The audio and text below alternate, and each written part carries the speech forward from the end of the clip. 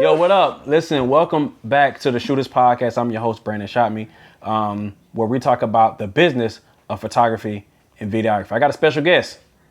Holla at your girl. What up, y'all? Pinique, Singleton. What up? Do we dap? What do we do? I don't know. That's weird. I don't think we ever have done that before. We're going to do it now. The first. That's something Bam. like that. Oh, that Yeah, was and you do a flex. She good. She did the flex. She know what she doing. All right. Listen, y'all. Pinique is my business partner. We run shooters camp together. She's an instructor. She coaches. She also runs a lot of operations. So I brought her here because she has a story that I think a lot of photographers and videographers need to hear, especially of your age. And on top of that, I hate him, y'all. On top of her age, but she's been able to work a decent job and also was able to quit her 9-to-5 in such a short period of time. But we're gonna get to that in a second. Before we jump into that, first of all, how you feeling? Good.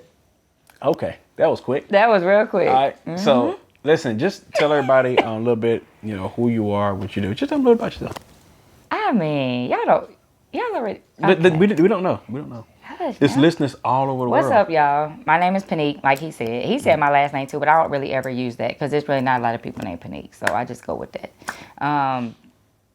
What? Okay, Do you want me to tell him or you don't want me to tell him? Go ahead. Y'all, this is gonna be like this whole episode, okay? Okay. But that's it, man. Because I don't want to get into the part that you're gonna be asking me later. Okay. So I'll just say my name is Pinique. Okay. I live in Atlanta, but I'm from North Carolina. I moved here when I started doing photography and videography, but I think we're gonna get into that story a little bit later. So what else you need to know? What else y'all want to know? I guess y'all can't really tell me because y'all never mind. There you go. All right, so tell us a little bit about your upbringing. No, I'm joking. Now tell me how you got started in entrepreneurship, like before the camera. I mean, just take me back. How far? Your first entrepreneurship endeavor. When was that? Yikes. Well, actually, so the first, I got introduced to entrepreneurship. I got introduced to like network marketing. But to me, I honestly, no offense to y'all network marketers, I don't really feel like that's entrepreneurship. Oh, got him. Dang. Dang. So I got anytime somebody say no offense, you're about to say something offensive. So we got to put the TLC up. The TLC, daggone. The Organo Gold. We got to put all that up. Gold, all that. Dang. No, so TLC, actually, it's funny you mentioned that. That's the one I got introduced to. Oh, really? Mm-hmm. That's the first one? Yeah, that was the first one. Dang. That was the first one. And so, how was it not entrepreneurship, though? So I feel like it's not entrepreneurship because you are like, they call it like an independent business owner, right. But you are selling their product. It's not my own business. So I feel like it's just another way of being an employee. Because you like sell their product, you make a commission. So I was doing that at Foot Locker. I was selling their shoes and making a commission. So I feel like it was the same thing. What about like Uber and Lyft? Is that? Yeah, it's still not your own business, but you are you're like a contractor. Okay. You know what I'm saying? With Uber and Lyft, you're a contractor. Okay. So you still, I guess, can make. I think it's more freedom than like a job because you can kind of make your own schedule and stuff for Uber and Lyft. And same thing with the other companies, you can make your own schedule. But I guess when you talk about leaving a legacy, a lot of business owners talk about that, having something that's yours. TLC ain't yours. Organo Gold, that's not your company at the end of the day. You know what I'm saying? So. Okay. Yeah. All right, so go back. So TLC was the first time you got introduced. Tell me about that. So one of my homeboys was doing it, and of course he wanted me to come to a meeting. Y'all done been to the meeting. Yep. Bring you on in. Bring you in. I went to the meeting.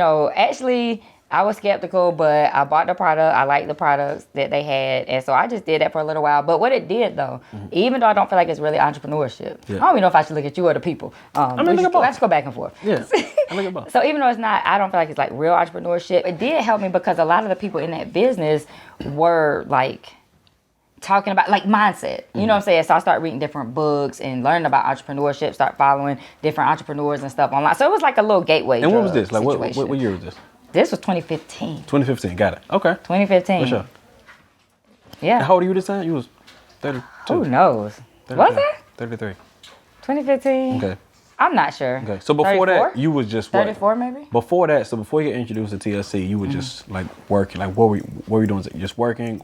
Yep. At that time, let me see, 2015, I was at Wells Fargo Bank. Okay. I was working in the branch. I was a branch manager. They call it a store manager because it's called retail banking. So I was a store manager. So you went to college?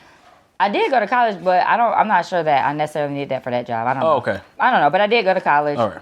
a while back. I mean, shoot, 2003. Graduated in 2003. Okay. That's back there. That's back there with Anyway, keep going.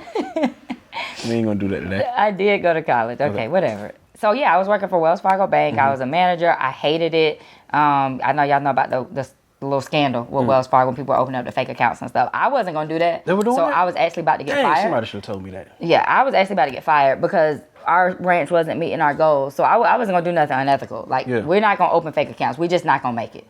So I was on like final warning. Like they wanted me out of there. But why didn't fire you? Because I was the manager. Oh. See, when you're the manager, it don't matter. Like you're in charge of everything. Damn. So our branch wasn't hitting goals. So I had and the crazy thing is, you know what, I'm not even gonna get into all that. But it was crazy the way my manager did it. But regardless. But how did you? But you worked there before you became a manager. I started as a manager. I started as a service manager. I'm out here, bro. How did you get the management position? What were you doing before that? I was working for Enterprise Rent a Car. I was a manager there. Well, how'd you get the manager there? How'd you? Okay, you got a lot of management positions. I have. That's why I'm You got a lot of tired management. I was a manager when I was 15 at Foot Locker. I was what they call a shift manager. I was a part-time manager. So you was born for management. Pretty much. What does it take to become like management? I don't know. What you mean you don't know? Like, what do they like? What do they say? Like, oh, you got it. Like, how do they know you? I'm just out here. No, I'm just playing. So what part? So so let's talk about Wells Fargo. So I actually applied to be a personal banker. Those are the people that sit in the offices. You know, we go in the bank, the people sit in the offices and you got the tellers. So I wanted to be one of those people, I thought, that sat in the office, open up the accounts. But when I was answering my questions, I guess I was answering the questions like a manager. So they asked me, would you be interested in being a service manager? At this point, I'm on the verge of getting fired from Enterprise. So first of all, I'm always about to get fired. If y'all see the pattern. Okay. So I'm on the verge of getting fired from Enterprise. So I didn't want to say nothing that was going to knock me out of getting the job. So when they said, would you be interested in a management position? I was like, well, whatever you guys feel like I would be the best fit for, I'm open to, because I didn't want them to be like, well, you would be better as a manager, but we ain't got that right now. Yeah. So we just ain't gonna give you no job. So I had to be a little, so anyway, so they called me back. I mean, literally like 3 hours I left the interview. They offered me the service manager position to manage the teller line. I was a little nervous though, because I had never been a teller. So you want me to manage the tellers, and I don't even know how to be a teller. So I was nervous. I want to go back. You said you answered the questions like a manager. Apparently. I was trying not to, because one of my friends told me that too. He said, when you go in here, don't be answering like a manager, because you're applying for a, what did he call it? A single contributor position. Like, can you give me an example of that? Like, I don't know, bro. I don't know. I think it's more the customer service oriented type of stuff, I think. Like, for example, they had asked me one question about when I was at Enterprise. Okay. And I talked about how, so sometimes y'all done rented from Enterprise before. Yep. You go up in there, you think you're getting a Dodge Charger. They got daggone Malibu. Yep. You know what I'm saying? But they're like, but it's the same size. So they had asked me a question about something like that. And I gave the example that, yes, we know it happens all the time. We work there. But to that customer who is going on vacation with that family, they want that Dodge Charger. It's the worst day ever for them. We see it all the time, but we have to put ourselves in their shoes like, yo, this is bad. Like, we have to, Dang. Yeah, so I had answered the question like that, and I guess they was like, oh, okay. I think that was the one that did it, the question that did it. That's deep. Yeah. That's deep. Okay, so now you're working there. Working at where's I working? You're at Wells Fargo. Oh yeah, Wells Fargo, service manager, managing the tellers. Okay. Don't know nothing about being a teller. They sent me to teller training, and they sent me to service manager training. So I was training for 4 weeks. And now you're management. Now, what was it? Now, you say you hated it. What did you, I mean, I thought when you first got there, you sure? When I first got there, it was fun. You was excited, okay. I liked it, because first of all, I just got fired from Enterprise. Because I was about to get fired when I had the interview, and then I got fired the next day.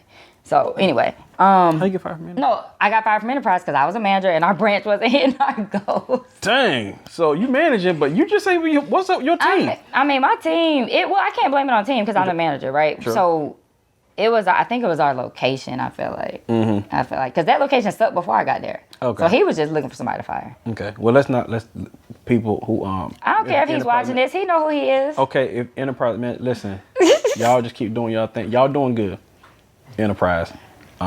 It was a good job. Like when I first got the job at Enterprise, I thought I was doing something. You know what I'm saying? Because I had to dress up to go to work. I had business cards. I thought I was out here, bro. Like I had a real job because I had only worked at Foot Locker before.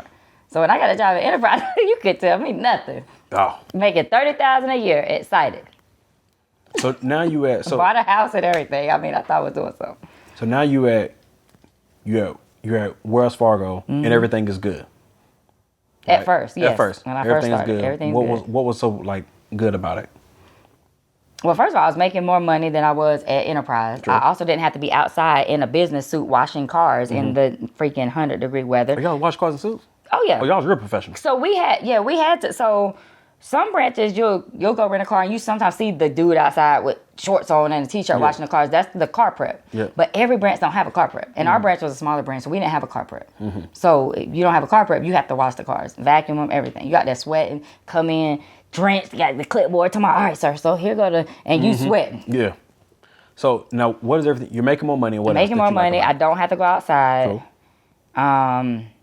That was the main thing, bro. It's better. You that inside. You in the air outside conditioning. killed me. You're in the air conditioning. You didn't have to come on Enterprise. You had to be at work at 6 o'clock in the morning on Mondays. Because Monday's the busiest day of the week. Kind of like Magic City Mondays. Well, Magic City, Monday is the most important day at Magic City. Okay, forget it. All right, so the reason is, but it's not. It is. That's really important. It wasn't important, but so the people can relate. Yeah, but. Okay, continue. So the reason it's most important at Enterprise, though, is because we do a lot of insurance rentals where people get in an accident and they get a car. The insurance companies want people to pick cars up on Mondays. Hopefully their car will be ready before Friday and they don't have to pay for the weekend, because what they don't want is people just using the insurance rental to go out of town and stuff and put all their miles on the cars. True. So Monday's the busiest day of the week. So you had to be there at 6 o'clock in the morning. Okay. So I didn't have to be at work at 6 o'clock on Mondays. Okay. I didn't have to be out in the heat. I was making more money. Okay. Just a win-win. It was a win-win. So now at which part were you like, at which time you was like, yeah, this ain't it? How many years in? Oh, well, I mean, it was a while because I was cool. I was cool with it. I was service manager. I got promoted to store manager. Then I had to, like I said, I was about to get fired from store manager, so I applied for another position and that store manager, that was crazy too, because they didn't really want to promote me. They told me I couldn't do it. Like I had to be a banker first. Oh. Remember I told you I applied to be a banker. Right. They gave me the service manager position. So when I wanted to be a store manager, they're like, well, you haven't worked on the other side of the bank. You got to do that first. I was like, I'm not going to do that. Okay. So I just applied for the position. Then they gave it to you? Pretty much. Because I told the lady, but the last thing I told her, I said, just like I had never been a service manager, y'all send me to teller training. So y'all can send me to banker training. Right? I said, I can do the same thing. So I know you guys want people to be a banker first, but I was like, that's not necessary. Yeah, you should have did it before, and they didn't. Yeah, so they sent me to banker training. They gave me the promotion. They sent me to banker training and everything. Everybody's looking. They probably hate when you right. Yep. The people at my branch didn't like me either, because one of the guys there interviewed for the position, and I beat him for the position. So there you have it. Well, not my fault, you suck. Anyway, so I was a store manager. I had to get out of that because I was about to get fired. So I went into the underwriting field. Underwriter, like it was so bad in the branch that I was willing to take a pay cut to become an underwriter. But they didn't give me a pay cut. They said, you're already with the company. We're not doing that. We'll make it a lateral move. So they kept my pay the same. I was like, look at God. I want to do it. So you underwriter. This is about 5-6 years in now. You're underwriter, and then you're cool with this. At first, yeah, because I'm out of the branch. Because in the branch, they micromanage you. You get on calls like 3 times a day. How many checking accounts y'all open today? How many savings accounts? How many debit cards? It's just ridiculous. The micromanagement was real. So I didn't have that. I had a cubicle. I was not a manager for once in my life. Because I've been managing years. All you have to do is think about you right now. Think about me. All on you. You got to think about nobody else. Nobody else. Okay. So I was having the time of my life. All right. So you've been doing this for underwriting for what, 3-4 years? When I left? I mean, like when would you was underwriting, when did you start getting into because we still got TLC going. I was still doing that when I was underwriting. Okay. So you got TLC I literally was at work with the little flyers and stuff like that. All right. Were you making money? No. Oh. You thought I was going to say yes. I was like, y'all making less something? Not a little something, but not like that. Not like enough to consider it anything. Yeah. I mean. So when did you jump over to other sides of entrepreneurship while you were still working? Okay, so I was doing the TLC stuff. Then I got into this affiliate marketing. Okay. And then I learned about social media a little bit. And so I started doing lives. Like every day. They were like, go live. So I started going live every day, Monday through Friday. And when I say every day, every day. And then I started like getting more followers and stuff like that. And then people try to tell me like, oh, you should become a motivational speaker. And I was like, y'all tripping. Like, nah. But. What you want live about? I guess it was motivational stuff. Shoot. I guess it was motivational stuff. Because everybody said you should become a motivational speaker. So I'm like, okay, so David Shans, I had been following David on Instagram. I actually, in that affiliate marketing program, one of the guys, he had brought David on. I had bought a course. You know how you be buying courses, you don't really even do the course. But there was this one day he brought David on a call or something. And that's when I was introduced to David. And I bought his book, Dreams Are Built Overnight, all that. Read the book. I was like, yo, this is crazy. Yeah. So since people were saying I should be a motivational speaker, David had this workshop, I guess, called The Art of Articulation. So I came to Atlanta to go to the workshop. Because you talk about, people say I should be a speaker. Well, let me learn a little bit more about it. Because I know, okay, I might say some cool stuff on a live, but I know I don't know how to be a speaker. True. So I paid the money, 2-day workshop. Okay. And that's when I came to Atlanta. And I guess it was after my conversation with David that I realized, I ended up joining Sleepless Nights, which was David's coaching program at the time for entrepreneurs. So, but we had a conversation at the workshop.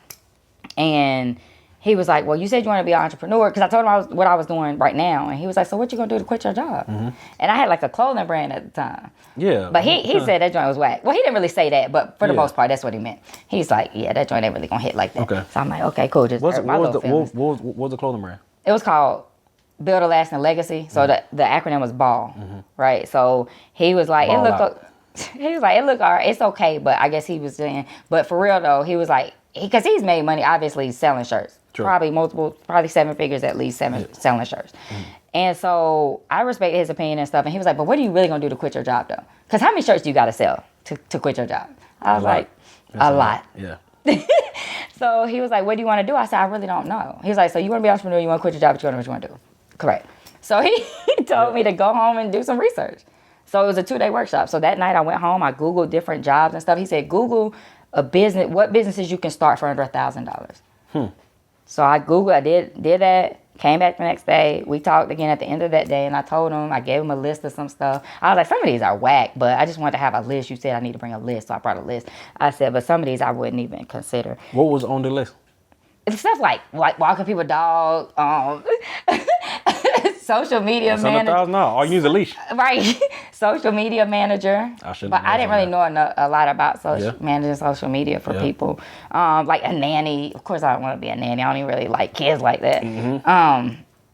Except for a select few. But, and then photographer was on there. Okay.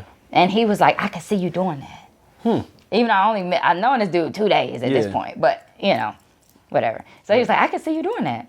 And then he was like, okay, so we'll talk. So back then when you joined his mentorship, his coaching program, you got like a call with him. Yep. So we got on the call like Monday when I got back home, and we talked more about the photography stuff. And he said, well, I'm gonna introduce you to Brandon. He was like, you met Brandon this weekend, right? I said, yeah, because you were there doing testimonials. So I was like, yeah, I met him. He was like, okay, I'm gonna link you with him. And then I got on the phone with you, and there it is. You told me what camera to get. Yeah. And I ordered it the same night. You told me to get a camera, some lights, and a lens. I ordered it the same night. And then, when I got it, I called you. I was like, yo, my camera came. I think I texted you. I sent you a picture of it. I was like, look what came today. I was excited. You don't believe people. It was a daggone Canon T6i. Yep. I was excited about that thing. And then I got on a Zoom call with you. Yep. You taught me ISO aperture and shutter speed. And then, boom. I don't know if we're supposed to be getting all the way into the story right now or not. Or you want to ask another question? Yeah, because at this point, we'd have been on here 3 hours. Okay. Let me check. This dude checking his DMs. No, I'm just playing. I gotta check my questions. So make sure I don't. He really has questions, y'all. This thing says podcast questions. Yep. Now. Oh my goodness. I'm about to. I think we already did it already. Okay, so we're good. Okay, cool. Yeah, we did it already. Want to do it? What was the turning point in your life? Did we do that? I don't know. Did you answer that? I think the turning point was, I guess, when I don't know. Give me one of them. Because what do we consider the turning point? Like when it all the way turned or when it started to turn? Oh. Why would you make it that complicated? Because you could technically say the turning point was when I had that conversation with him and decided on the photography thing. Okay. Or when you told me to buy the camera. Or when I joined Shooters Camp. Or when I quit my job. Right, I know it's multiple. Everybody got multiple. I guess those are like milestones, I guess. So I don't know what the actual turning point was. Like what changed everything? Okay, so now we got that out the way. Now. That's why you shouldn't ask questions like that. Definitely shouldn't. All right. Yeah. So you're welcome. So then what? No, just keep on going. So you on a Zoom call with me. Got on a Zoom call with you. Yep. You taught me the camera basics, ISO, aperture, shutter speed. And you said start taking pictures. And I'm like, well, what else you want me to do? You just said take pictures every day. Yep. So I was taking pictures. They was trash. You were giving me feedback. And then you called me. Well, first, before that, I don't know if you remember this. Well, you probably remember this. I text you or something. And I was like, yo, what are you doing? It was like a weekend. We had a 3-day weekend from the bank. I was still working at the bank. And so I knew I was going to be off Monday. So I had hit you up and I was like, yo, I'm going to be in Atlanta such and such weekend. What you got going on? I was wondering if I could shadow you, whatever, like that. And then you was like, yeah, you can come, whatever. So I booked the flight to Atlanta. I really wasn't going to be in Atlanta unless you said I could come to Atlanta. But I was just trying to make it seem like I was going to be in the area because I wanted to, you know what I'm saying? So People be lying. People be lying. So you said I could come. So I bought a ticket, came through, hung out with you. That's when I met Derek Harper, Okay. All right. Ken Collier. Okay. And I was like, yo, these dudes are famous. Like, Brandon knows some, like, heavy hitters, because he was like, they're shooting content in the office with Derek and stuff. Derek had on basketball shorts and a suit jacket. Because, when you shoot content, you only see here up anyway. Right. But I was like, yo, yeah. And I was like, these dudes got money. Like, I was like, yo, Brandon out here. You know what I'm saying? They had me helping set up lights and tripods and stuff. And I loved it. So anyway, after that, of course, went back home, kept taking pictures every day. Yep. And then you told me about Shooters Camp in December. So this was October. Right. The holiday was like whatever holidays in October that we had off work. True. So Columbus Day or some crap. Right. So December, you told me I'm starting this class called Shooters Camp. Yep. And you asked if I was interested. I'm like, yeah. So I signed up for the class, as you know, took the class, and started in like February. And then we finished in March. So it was like a 6-week program. Yep. Finished in March, graduated. Then 2 weeks later, David Shantz was having a conference called Social Proof. Brandon was shooting Social Proof. He was like, you want to help me shoot? I did not know I was going to be slaving y'all. Boy, I almost died. He had me, man, it was crazy, but it was so much. I got so much experience, though, shooting that conference. Anyway, so I was working the conference. I met a lot of people, right? Because I went to the conference to network. So even though I had bought the ticket to the conference, I worked because I knew I wanted experience. So you said I'd get experience. But I still network. I still met people. Yeah. Because, of course, you know everybody. So, excuse me, what in the world? So people were... Tell you get that Carol rap, boy, take you out of here. You're all gassy. You was introducing me to people. People were asking me, do you live here? I need a videographer, blah, blah, blah. So you were like, see, you should move to Atlanta. And y'all, I told Brandon, I said, I'm not just about to move to Atlanta. That's weird. Like, why am I just going to up it all of a sudden? Like, crazy. So I got home that weekend, and then I text Brandon. I said, I'm moving to Atlanta. Now, you didn't believe me. Oh, yeah, no, I don't believe people. I don't believe what people say. I believe what you do. So that was April the 6th. I text him. April 27th, I literally packed up my entire house and moved down here. Like, I sent you a picture. Remember, I packed up the moving truck. Yeah, and I seen that. You was like this. Right? Excited.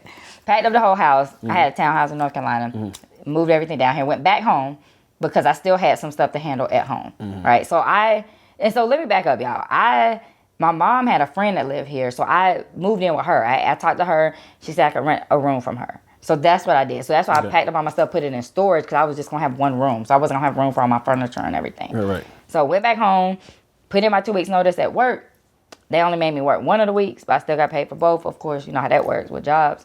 And then I moved here. So May 19th, I moved here. Completed your course March 22nd. Okay.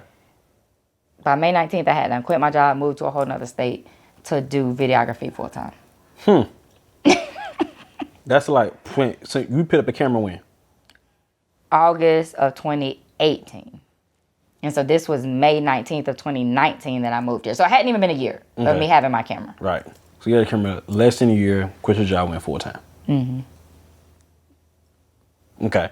So once you went full time, right? Were you making money? Like, what was your, how did you make money?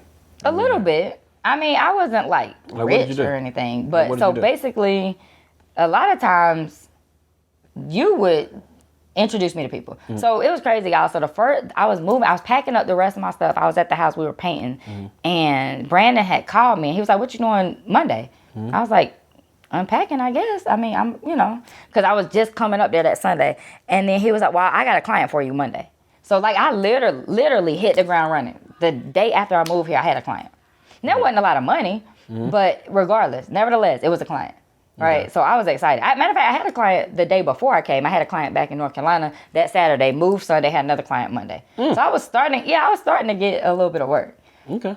And so actually one of the guys I met at Shan's conference, I worked with him. I did a little retainer with him for the low, y'all. It was for the low. I'm not going to say how much it was or anything, but that was a good experience. How much was it? You know how much it was, Brandon. I don't know how much it was. How much was it? Do you want me to say it for real? How much was it? Okay, for real. Because How much was it? All right, so I did okay, so it was $400 for the month. And I had to go out there twice a week. So it was 8 videos I had to do. So that's like, what's that, like $200 a week? So it's like $100 a video, basically. But when I tell y'all, it was in the heat. It was hot. I'm sweating. Like, I definitely would never do that again.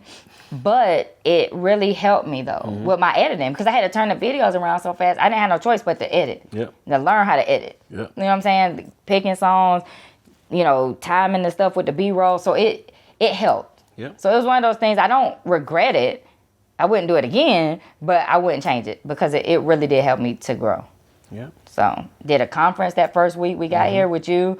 So I really think that, to answer your question, yes, I was making some money, but I was also getting a lot of experience even when I wasn't making money. Like I used to hit Brandon up like every day, like, what you doing today? You know what I'm saying? Like he'll tell me, oh, I'm going to shoot such and such. I'm like, so what time I need to get there? Like I wouldn't really ask if I could come out with just, because I knew if I couldn't, you would tell me if it was like a client that. So I just was getting experience. So sometimes I was making money, sometimes I wasn't. But it just worked out. Because then when I wasn't making money, people saw me working. I'm on my Instagram stories. I'm showing that I'm working. So then people want to call me and be like, oh, you shoot. And then, like I said, just being with you put me in the rooms with certain people to get clients. True. So I was putting up on everything. For sure. It was definitely strategic. When I linked that project together, I knew you were working a lot, but like the way it happened, it was supposed to happen the way because I wanted you to get a lot of experience. Like this, I was like, this is the best. If you want to get really, really good, you got to practice a lot. And it's nothing more than like forcing you to practice every day or as much as you can. Yeah. So that was strategic on my part.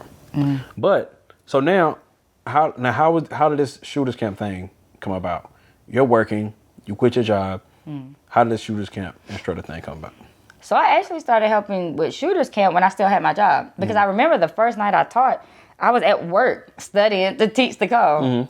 So what happened was shooters camp, y'all, it's a 6-week it was a 6-week program at that time, 2 days in person. So when we came down, you came to Atlanta for the 2 days. I'm just telling people because they don't know. Yeah. So when we came down for the 2 days, we was in a car because we do this shooter walk where we go out and shoot. So we're in a car coming back, and Brandon said, oh, some of y'all might be able to help teach the next class. And he was like, Pinique, you seem to be really good at the camera basics. You could teach that. There was another girl in there that was good at editing, etc. So, you can't tell me nothing like that. Because I'm definitely going to remember that. Like, I even told my mom, because me and my mom, we were close. We talk about everything. I told my mom, I said, yo, Brandon said, I might be able to teach the next class. I did not think you were going to start telling other people. You know how you be drunk and you just be saying stuff? Oh, my goodness. Shut up. But yeah, I even told my mom. So I was excited. But so then before the next class started, I just hit Brandon up. I said, can I still teach? And then he told me, oh, you want to do that for real? Yeah. Like, I don't know why. I guess because most people don't really. Most people don't. The follow-up game. Yeah. So, I mean, I was ready. I had already started preparing before I asked you if I could still teach. I had already started, like, looking at the replay because everything was in the Facebook group at that time. So, I was watching that first call because I know you said camera basis. So, I watched camera basis call 1,000 times. Like, not literally, but, a lot. A lot. Before I even asked you, was it okay? Because what you don't want to do is ask for opportunity, you get it and you're not ready. Mm-hmm. So I was hoping that you would say yes. So then you let me teach that first call. Mm-hmm. I taught the call. You and Michelle gave me feedback afterwards. And I kept jumping on the Zoom call. Like, so the next week we had a Zoom call. So of course I had the link because it was in the group. So I jumped on a Zoom call. And then the next, just and I was, just to listen. Just to do it. Yeah. And then I got on the next one and I was like listening, and I was even answering questions for some of the students. Mm-hmm. Like, you know.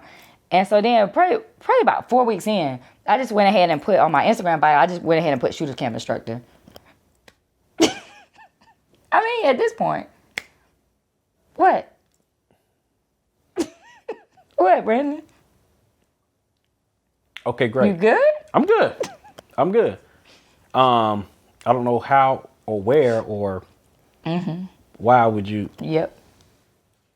So you just took your position? Pretty much. Okay. Okay. Here we are. I've been trying to get rid of you ever since. Whatever. So how was entrepreneurship after that? You became Shooters Camp Instructor. How's entrepreneurship been since then? Have you been able to go back to, when you went back to work, you been driving Uber, you wash cars? No, I mean. Struggle? Nope. You bought a house? Yep. You bought your mama a dream car? True. That was later. That was this year. That was a couple months ago. Yeah. No, it's been dope. I mean, entrepreneurship, I wake up when I want to. I very rarely use an alarm clock to wake up. Like, unless we have a gig or something, we got something we're shooting early in the morning. Other than that, I just wake up when I wake up, which is usually around 8 or so. But yeah, it's dope. You can do what you want. The only thing is, though, when you don't have other friends that are entrepreneurs and you be wanting to do stuff like during the day and they're like, oh, I got to go to work. And you're like, work? That's weird. You know what I'm saying? It's just that's weird. No, it's nothing against it, but you know, it's just like, dang, I forgot. You're just a little more available than And you like doing stuff during the weekdays. I love doing stuff during the week because it's not as busy. Nothing is busy during the week, except like during holidays and stuff when everybody else is off. And I'm like, can these people go back to work? They in the way. Okay. Got going right here. Oh wait, I got two more things, right? I ain't gonna be able to do it. I got two more things. All right. So, what can shooters do better in their industry to like better themselves? Whether that's money, whether that's getting over fear, whether that's whatever it is. What's some things you want shooters to know so they can just be better? Bruh. People. So many things. I don't even, bruh. We ain't got that kind of time. Ain't this podcast almost over? I mean, we need to be able to, because I got two things. So one, I want to ask you that. Okay. I also want to ask you, what are some things that people will do that are trash? Dang, that probably was going to kind of go. Okay, so let's do the trash one first, and then give me something good at the end. Right. So what's some stuff that shooters do that's trash that you don't like? I know you got a few. Being late. You can give me 3. Being late. Okay. Not having equipment charged. Okay. And not having equipment, period. Okay. What else? Because you probably got a whole thing. I probably do have a whole thing. What else? Yeah, I can't even think. Pricing, quoting weird prices. I had a situation today where somebody was just doing something weird with their pricing. It didn't make sense. Making things hard for the client. Right? Like, people, it should be easy to do business with you. So when I have to, if you only take Cash App and I have to download Cash App if I don't have it, that's hard. That's too much work. If I want to spend my money, I should be able to just swipe the credit card that I already have. Yep. So charging, taking Cash App only, that's weird. I mean, it's just so many things. God, not miking people up. Yeah. You know what I'm saying? You ain't got no mic talking about it's going to be all right. No, it's not. It's going to be trash. It's just so many things, y'all. What about that outfit stuff you're wearing? Yeah, coming to the event not dressed appropriately. Like I just had a birthday party. I turned 40. My mom turned 60. We had a big party together. And one of my videographers showed up in basketball shorts and a white t-shirt. Meanwhile, just to give you an idea what type of party this was, both of us had on pants, like hard bottom shoes, like jackets, tuxedo jacket. Yeah, and this boy had on basketball shorts and a white tee. Just for the occasion. My white tee. Yep, and my white tee. Find out. And I think a lot of this, like that, comes from just not communicating with the client. I mean, if you don't know, ask the client, how should I dress for this? Simple. Okay. And even in this case, the client told the videographer how to dress, and he just didn't listen. All right. So what are some things that we can do to do better? Photographers, videographers, the community, we trying to get a business. This is the business, so a lot of people definitely struggling with business. So like, what can we do Well, to I do think better or get better? first of all, everything I just mentioned, just do the opposite of that. Like It's very simple, right? Like make sure your equipment is charged. Make sure your your batteries are charged. Make sure you have all your equipment in your bag. Make sure that you're dressed properly. Make sure you're on time. Make sure you're early. On time is early, right? If the gig starts at 5, the event starts at 5, you don't get there at 5. That doesn't make any sense. You don't even get there at 4:30, depending on how big the event is. You might get there. Like when I shoot just content, I might just need 15, 20 minutes, 30 minutes. But if I'm shooting a big event, I might need an hour and a half, 2 hours. I need to make sure the lighting's good. I need to check everything out.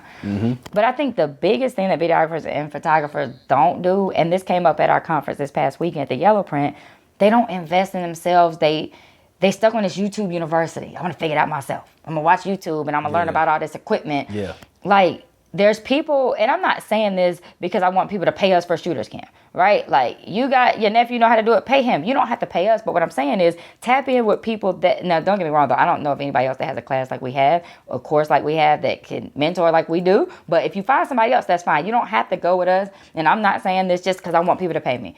I don't care what you do, you grown. But I am saying that you need to get with somebody that has done what you want to do. Yep. I mean, that's easy. That's what I did. Yep. You done what I wanted to do, so not only did I pay money to take your course, I actually did the things you told me to do. That's the other thing. Sometimes people pay money and then they don't implement.